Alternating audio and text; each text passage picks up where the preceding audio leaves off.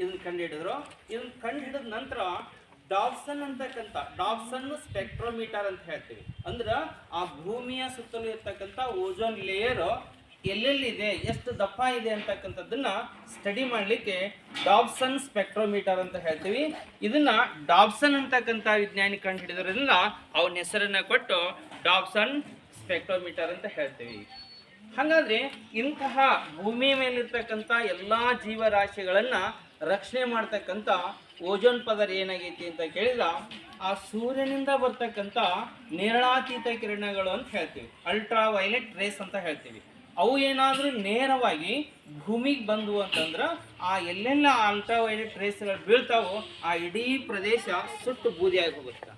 ಅಲ್ಲೇ ಯಾವುದೇ ಜೀವರಾಶಿಗಳು ಕೂಡ ಬೆಳೆಯೋದಿಲ್ಲ ಅಥವಾ ಜೀವಿಸೋದು ಕೂಡ ಇಲ್ಲ.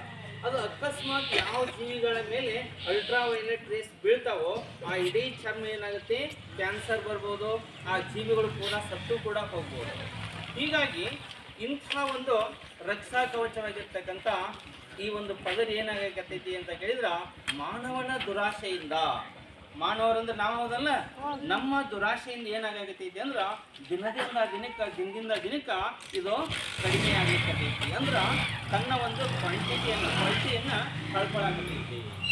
ಹಾಗಾಗಿ ಈಗಾಗಲೇ ಇದು ಅಂಟಾರ್ಟಿಕ್ ಅಂತಕ್ಕಂಥ ಏನು ಭೂಮಿಯ ಉತ್ತರ ಮತ್ತು ದಕ್ಷಿಣ ಧ್ರುವ ಇರ್ತಾವಲ್ಲ, ಇಲ್ಲೇ ಅಂಟಾರ್ಟಿಕ ಪ್ರದೇಶದ ಮೇಲೆ ಈಗಾಗಲೇ ಒಂದು ಸಣ್ಣದಾಗಿರ್ತಕ್ಕಂಥ ರಂಧ್ರನೂ ಕೂಡ ಬಿದ್ದಿದೆ ಅಂತ ಹೇಳ್ತಾರೆ.